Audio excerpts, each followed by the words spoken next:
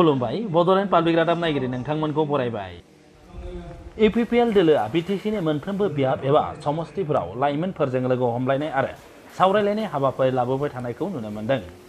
बेबायदिनो दिनै क'क्राझार जिल्लानि 9 नं बनरगाव बियाबनि सिङाव 100 नि बांसिन लाइमोन सेंग्राफोरजों लोगो हमलायनाय आरो सावरायलायनाय हाबाफारि बानजायदों बनरगाव ब्लक कमिटि लाइमोन इउपिपिएल दोलोआ। हाबाफारिनि गेजेरजों आथिखाल बिटिसि ओनसोलनि लाइमोनफोरनि जेंनाफोर आरो बेफोरनि सुस्रांनायनि सायाव सावरायलायनाय जायो।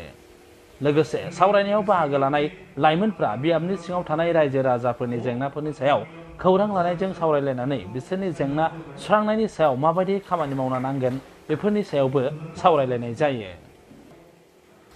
बे हाबाफारियाव बाहागो लायो एमएलए लरेन्स इस्लारि, मिरु इउपिपिएलनि गाहाय नेहाथारि राजु नार्जारि, मिरु लाइमोन गांखं इउपिपिएलनि मावफुं आफादगिरि इरागदाव ब्रह्म, बनरगाव ब्लक टिसिएलसिसिनि मासिगिरि रबिराम उजिर, क'क्राझार जिल्ला लाइमोन गांखं इउपिपिएलनि आफादगिरि जनिल कुमार ब्रह्म आरो गोबां बियाबनि दैदेनगिरिफ्रा बे हाबाफारियाव बाहागो लायो।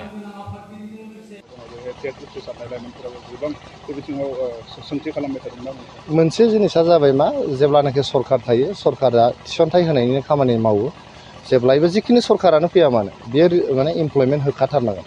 दा बेखायनो मोनसे दुखु गोनां बाथ्रा जादोंमोन जे सिगांनि गभर्नमेन्ट बिपिएफनि गभर्नमेन्टनि जे सेन्ट्रेल सिलेक्सन बर्डनि मेम्बारफोर बिथांमोना हाइकर्टआव मोनसे केस होदोंमोन। बे केसखौ दाखालिसो जोबनानै थांबाय आगस्ट दानावहाय। दा सेन्ट्रेल सिलेक्सन बर्ड दानायनि प्रसेसा सोलिगासिनो दङ। दा नैबे सप्तानि गेजेराव बा जिखुनु मुहुर्तआवनो जोंनि सेन्ट्रेल सिलेक्सन बर्डआ डिक्लेयार जानो हासिगौ। सेन्ट्रेल सिलेक्सन बर्ड डिक्लेयार जाखांग्रोमोना थार्ड ग्रेड आरो फर्थ ग्रेडनि साख्रि होनायनि इन्टारभिउखौ जोङो एनाउन्स खालामगोन। इन्टारभिउ जागोन आरो बेयावहाय जाय सोद्रोमाया जाय केन्डिडेटआ मोननांगौ बे केन्डिडेटआनो बेयाव मोनगोन।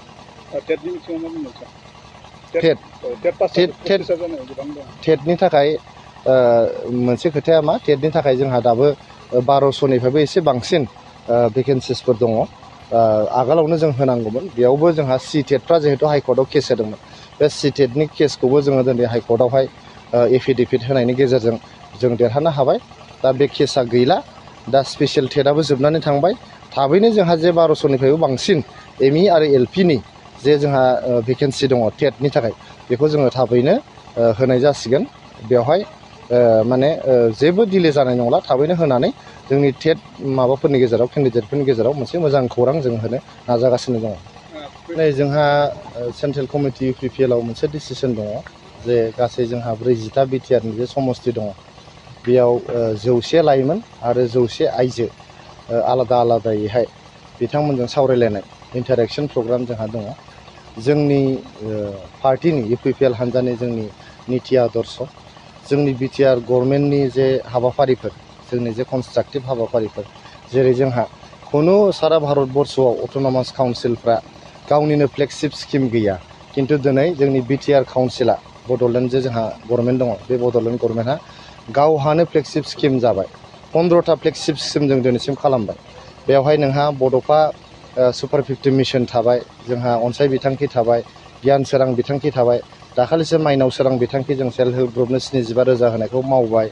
बेनिफ्राय जोंहा दा रिसेन्टलि टेंफाख्रि डिजिटेल मिशन होननानै जोंनि आइजोफोरनो इन्टारनेटनि इडुकेसन होनो कम्पिउटारनि इडुकेसन होनो डिजिटेल मोनसे लिटारेसि लाबोनो थाखाय जोङो बे टेंफाख्रि डिजिटेल मिशनखौ दाखालिसो लन्च खालामदों। दा बेफोर बाथ्राखौ जोङो लाइमोनफोरनो खोन्थानांगौ दङ, आइजोफोरनो खोन्थानांगौ दङ। आरो जोंनि बड'लेण्ड ओनसोलाव गोबाव बोसोर मोनसे दुंदुं हाव थासारिनि उनाव गाज्रि मोनसे थासारिनि उनाव जे दिनै गोजोन फैफिनबाय जोंनि प्रमद बर' सारनि दैदेननायाव, जोंनि इउजि ब्रह्म सारनि दैदेननायाव। दा बावहाय जोंनि रोंगोरा सारनि दैदेननायाव, गबिन्द बसुमतारी सारनि दैदेननायाव गोजोन थासारिजों फैदों। बावहाय बयहाबो बाहागो लानांगौ दङ, रायजो राजाफ्रा बाहागो लानांगौ दं, बुजिनांगौ दं जे जोङो गोलाव सम थांनाय 40 बोसोरनिबो बांसिन जोङो असान्तिनि थासारियाव थाबोबाय। जों बिसिबां आरो असान्तियाव थाबावनो? जों बयबो गोजोनाव थानो लुबैबाय, मोजाङै जों संसार जानो लुबैबाय, आलो गोजोन जों थानो लुबैबाय आरो जोंनि गथ' गथायनि जोंनि इयुन जोलैनि मोजां मोनसे इयुन दालांनो थाखाय जोंहा मोनसे मिजिं दंसै।